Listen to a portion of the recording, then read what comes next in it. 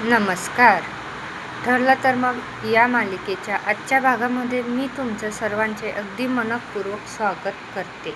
आजच्या भागामध्ये आपल्याला पाहायला मिळतं की ॲडव्होकेट जाधव आपलं स्टेटमेंट देत म्हणतायत, माय लॉर्ड, मला नाही वाटत की ॲडव्होकेट अर्जुन सुभेदार यांच्याकडे काही बोलण्यासारखं असेल किंवा कुठला पुरावा असेल. म्हणून माननीय कोर्टाला माझी विनंती आहे की आता तुम्ही तुमचा निकाल द्यावा. ॲडव्होकेट अर्जुन सुभेदार यांच्याकडे कुठलाच पुरावा नाही, त्यामुळे आता तुम्ही या केसचा निकाल द्यावा. आता या केसबद्दल तुम्ही विचार करावा. त्याप्रमाणे अस्मिता दीक्षित यांनी माझे वकील सचिन दीक्षित यांच्यावर घरच्यांच्या दबावाखाली येऊ नको ती चिखलफेक केली, त्यामुळे त्यांना दंडहीन आकारण्यात यावा, असं म्हणत ॲडव्होकेट डी जाधव यांची आपलं स्टेटमेंट पूर्ण केलेलं असतं. परंतु आता मात्र जज साहेब आपला निकाल द्यायला जाणार, तर त्याच वेळी तिथे चैतन्य आणि इन्स्पेक्टर सावंत यांची एंट्री झालेली असते. आता चैतन्य जज साहेबांना निकाल देण्यापासून थांबवतो आणि पुढे येत आता अर्जुनला सगळे पुरावे दाखवतो. तर आता ॲडव्होकेट अर्जुन सुभेदार यांच्या हाती पुरावे लागल्यामुळे आता जज साहेबांसमोर आपली बाजू मांडण्याची अर्जुन परवानगी मागतो. आता जज साहेब परवानगी देतात. अर्जुन आपलं स्टेटमेंट देत म्हणतो, माझी फ्लाईट अस्मिता दीक्षित यांच्यावर सचिन दीक्षित यांनी नको ते आरोप केले, त्यांच्यावर चिखलफेक केली आणि त्या मायाच्यांवर सुद्धा सगळ्यांमध्ये अडकवण्याचा प्रयत्न केला. परंतु सचिन दीक्षित यांनी केलेले आरोप हे सगळे काही खोटे आहेत. हे आता मला कोर्टासमोर सिद्ध करायचे आहे. त्यासाठी मला सचिन दीक्षित यांना काही विचारण्याची परवानगी मिळावी. तर आता जज साहेब अर्जुनला परवानगी देतात. आता अर्जुनने इथे सचिनला विटनेस बॉक्समध्ये बोलावलेलं असतं. आता सचिन विटनेस बॉक्समध्ये येताच अर्जुन त्याला पहिला प्रश्न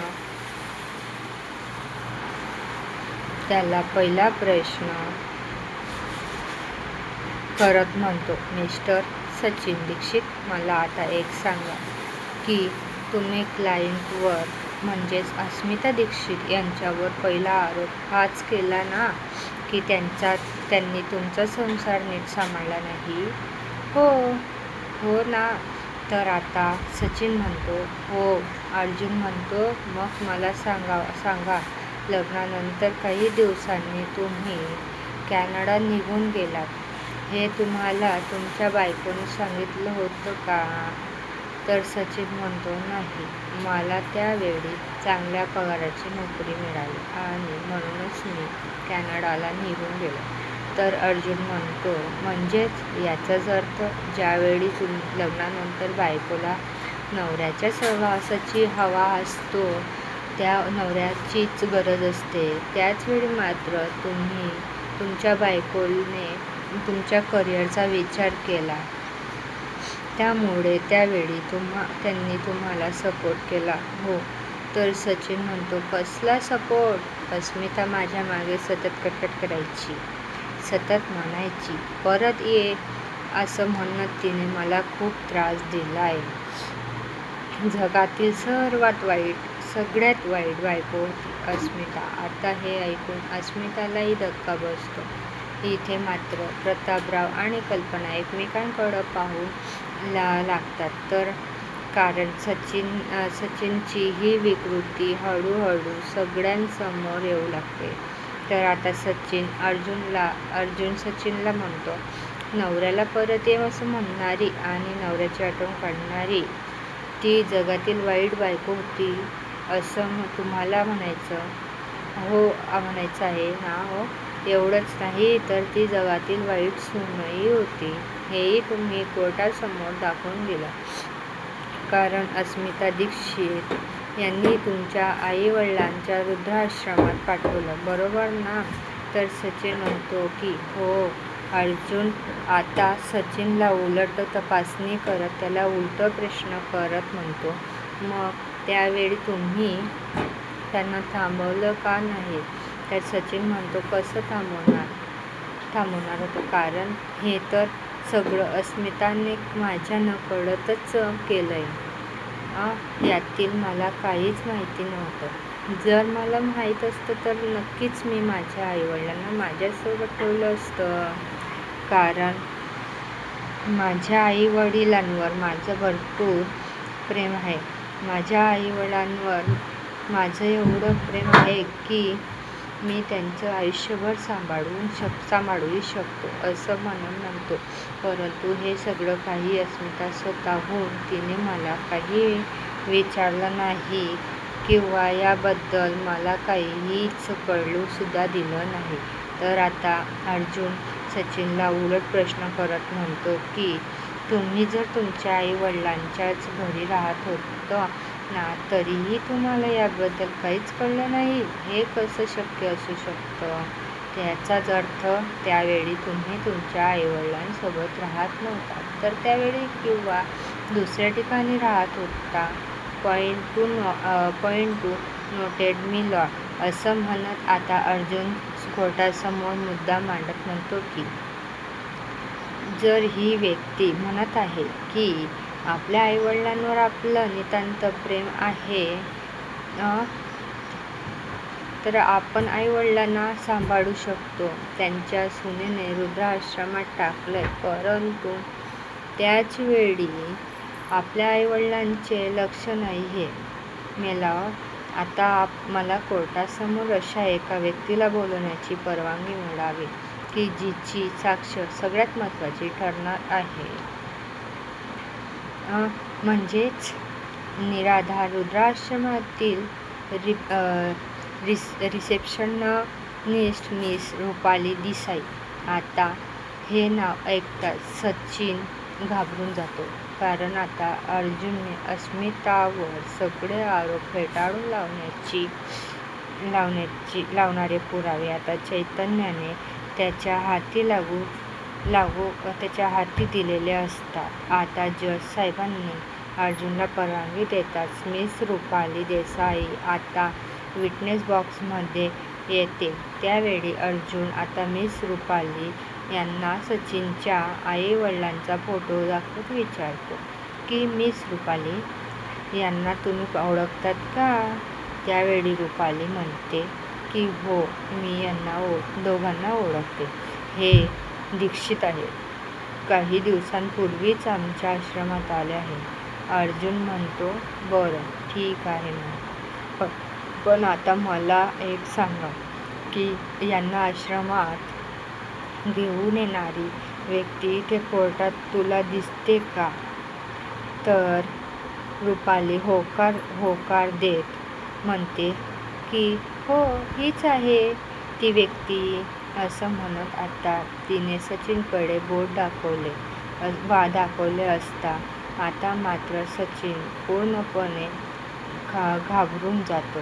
तर अर्जुन आता रुपाली यांना म्हणतो की त्यांना तुम्ही ओळखतात का? असं म्हणत तो अस्मिताला दाखवतो. तर रुपाली म्हणू लागते की नाही, मी तर यांना कधीच पाहिलेलं नाही, आताच मी त्यांना पहिल्यांदा पाहत आहे. तर अर्जुन सुभेदार म्हणतो, मग मला एक सांगा की तुमच्याजवळ म्हणजे तुमच्या वृद्धाश्रमात आलेल्या व्यक्तींबद्दल सगळी माहिती तुम्हीच ठेवत असतात का? तर रुपाली म्हणते की हो, आश्रमात आल्यानंतर सगळं पेपरवर्क हे स्वतः मी करते आणि त्यामुळे मी त्यांना कधी पाहिलं नाही. परंतु हे मात्र मिस्टर आणि मिसेस दीक्षित यांना तिथे घेऊन आले होते. आता मात्र सचिन म्हणू लागतो की नाही, हे खोटं बोलत आहे. तर मी तिथे गेलोच नव्हतो आणि हिला सुद्धा कधीही पाहिलेलं नाही. तर आता रूपाली म्हणू लागते, पण मी खोटं का बोलू? त्या दिवशी तुम्हीच तर आला होतात ना आणि आपलं बोलणंही झालं. तर ॲडव्होकेट जाधव ऑब्जेक्शन घेत म्हणतात की हे सगळं काही काय चाललंय? कोर्टासमोर रिसिप्ट दिली गेली आहे की ज्यांच्यावर अस्मिता दीक्षित असं नाव आहे. मग आता या रिसेप्शन लिस्टची उलट तपासणी कशासाठी? तर ती म्हणू लागते ते नाव तर या सरांनीच लिहिलं होतं, परंतु एंट्री करत असताना तिथे त्यांना कोणी दुसऱ्याचं नाव देऊन चाललं नसतं. तिथं मात्र सचिन दीक्षित यांच्या नावाची एंट्री आहे. आता अर्जुनने सगळ्यात महत्त्वाचा मुद्दा कोर्टासमोर दाखवून देत आता ते रजिस्टर दिलं असतं की ज्याच्यामुळे एंट्रीमध्ये सचिन दीक्षित हे नाव असतं. आता अर्जुन एंट्रीचे रजिस्टर ज्यावेळी जज साहेबांजवळ देतो त्यावेळी अर्जुन म्हणतो की यामध्ये स्पष्टपणे दिसून येतंय की एंट्री करत असताना तीच व्यक्तीची नाव दिली गेलेली आहे, ज्यामध्ये सचिन दीक्षित आणि त्यांची आई वडिलांची नाव आहे. मात्र एक्झिट ही एकाच व्यक्तीची आहे आणि ती व्यक्ती म्हणजे सचिन दीक्षित. याचा अर्थ हाच होतो की जी व्यक्ती आता आपल्या बायकोवर आरोप करत आहे की तिने त्याच्या आईवडिलांना रुद्राक्षमात टाकलं, पण माझ्या अशलाने असं काहीही केलेलं नाही. हे सगळं काही सचिन दीक्षित त्यांनीच घडवून आणलेलं आहे. स्वतःच्या आईवडिलांना त्यांनी स्वतः रुद्राक्षमात सोडला आणि हे आपल्यासमोर सिद्ध होत आहे. त्यांनी माझ्या अशलावर केलेले आरोप हे खोटे आहेत आणि अर्जुनने आता हे सिद्ध केले असतं की सचिन दीक्षित याने स्वतःच्या आईवडिलांना रुद्राक्षमात नेऊन ठेवलं असतं आणि हे ज्यावेळी जसं साहेबांच्या लक्षात येतं त्यावेळी सचिन घाबरून गेलेला असतो. तर दुसरीकडं पाहायला मिळतं किल्लेदारांच्या घरी प्रतिमा आत्या सायलीची वाट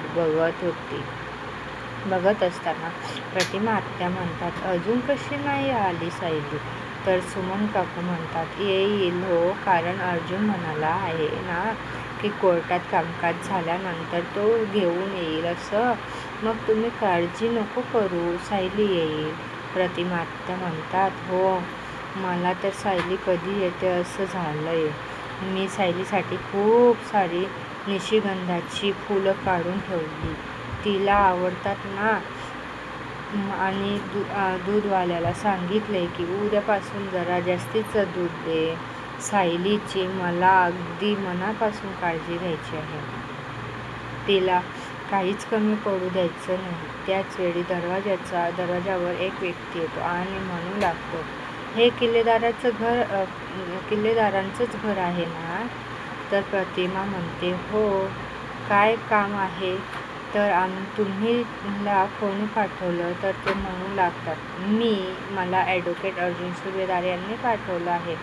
साहेबांच्या मिसेस इथंच राहायला येणार आहेत ना? तर प्रतिमा आत्या म्हणतात, हो, पण तुम्हाला का पाठवलंय त्यांनी? तर ते म्हणू लागतात, इथं असणाऱ्या सगळ्या फर्निचराच्या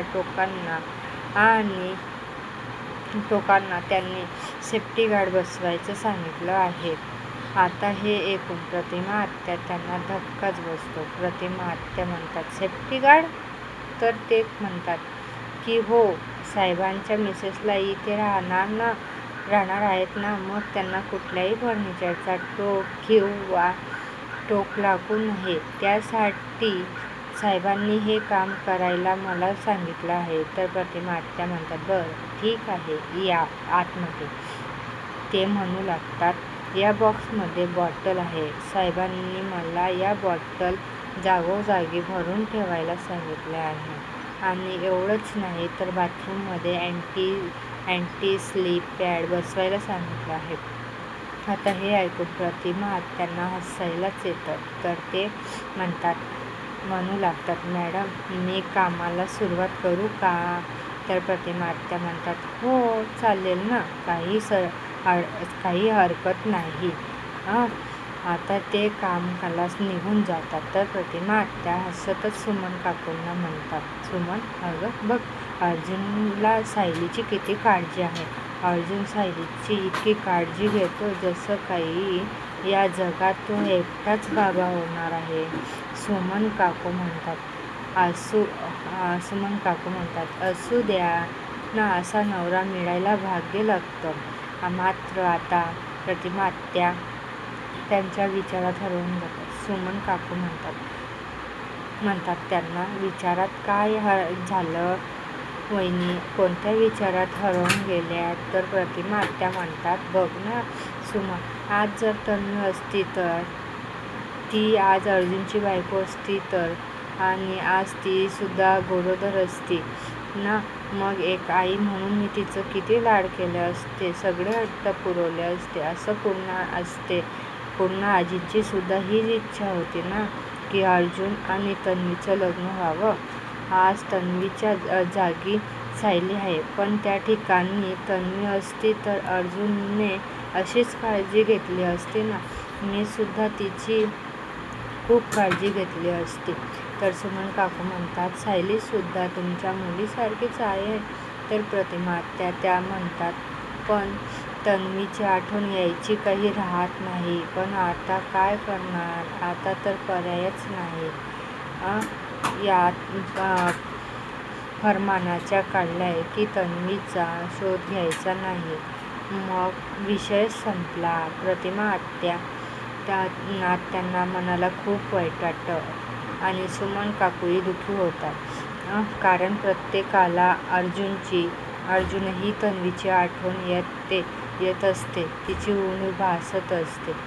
तर प्रतिमा आत्या म्हणतात, जाऊ देत, पण आपल्याला आत्ता सायलीची काळजी घेता येते, तिचे लाड करता येतायत ना, मग झालं तर. सुमन काकू म्हणतात, हो ना, आता सायली इथे असेपर्यंत तुमच्या मनाला वाटतील तेवढे तिचे लाड घ्या, तिचे सगळे लाड पुरवा. प्रतिमा आणि सुमन काकू खुश असतात. तर इकडे कोर्टात आपल्याला पाहायला मिळतं, आता अर्जुन सायलीला जायला सांगतो आणि त्यानंतर अर्जुन जज साहेबांना म्हणतो की आता कोर्टासमोर मी अशा व्यक्तीच्या समोर बोलवणार की ज्याच्या साक्षी त्याच्या स्टेटमेंटमुळे आपल्याला सचिन दीक्षितची खरी ओळख कळणार आहे.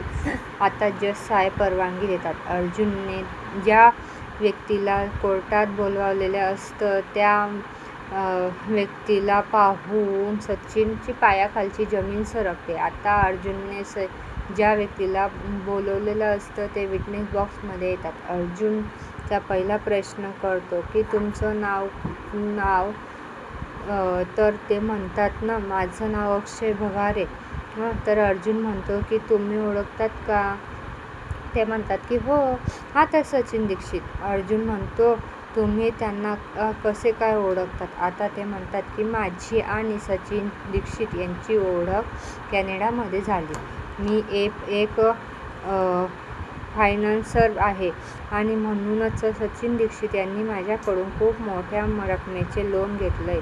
तर मी त्यांना लोन दिलं कारण ही व्यक्ती आपल्या देशातली आहे आणि आपल्या ओळखीतली आहे.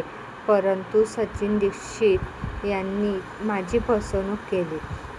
त्यांनी लोन फेडलंच नाही आणि मला आतापर्यंत 1 रुपया दिला नाही. त्यांना मला कळालं की ती व्यक्ती कॅनडातून बाहेर पडली आहे म्हणून मी भारतात आलो. त्यावेळी काही माणसांना इथं पाठवलं, त्यांचा शोध घेण्याचा प्रयत्न केला, परंतु ही व्यक्ती होती लागलीच नाही. वारंवार वॉर्निंग देण्यात आली, परंतु हा नेहमी फक्त आश्वासन देत राहिला की मी तुमचे पैसे देईल, परंतु आतापर्यंत त्याने 1 रुपया पण दिला नाही. अर्जुन म्हणतो, का आताच तर त्याने काही दिवसांपूर्वी असं समजवलं की कॅनडाच्या एखाद्या अकाउंटमध्ये भली मोठी रक्कम टाकली आहे.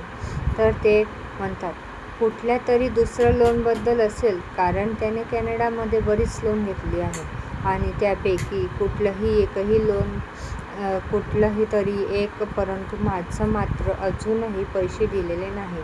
हा एक नंबरचा फ्रॉड माणूस आहे. कारण ज्यावेळी हा कॅनडामधून भारतात आला त्यावेळी मी चौकशी केली. त्यामुळे मला कळालं की सचिन दीक्षित एक नंबरचा फ्रॉड व्यक्ती आहे.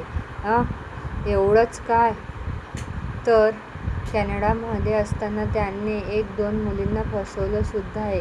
त्यांच्या प्रेमाच्या जाळ्यात अडकवलं आहे की तुझ्याशी लग्न करेल असं आश्वासन दिलं आणि त्यांना सुद्धा लुबाडलं. मात्र सचिनचं खरं रूप अस्मितासमोर आणि सर्वांच्या समोर आलेलं असतं. अक्षय यांनी सचिनची सगळी सत्य परिस्थिती कोर्टासमोर मांडलेली असते. सचिन खरं रूप सगळ्यांनाच कळले. त्यावेळी ॲडव्होकेट जाधव ऑब्जेक्शन घेत म्हणतात, माय लॉर्ड, खरं तर हे सगळं काही ॲडव्होकेट अर्जुन सुभेदार यांना बोलवायला भाग पाडलं असेल आणि म्हणूनच हे सगळं काही बोलत असतील.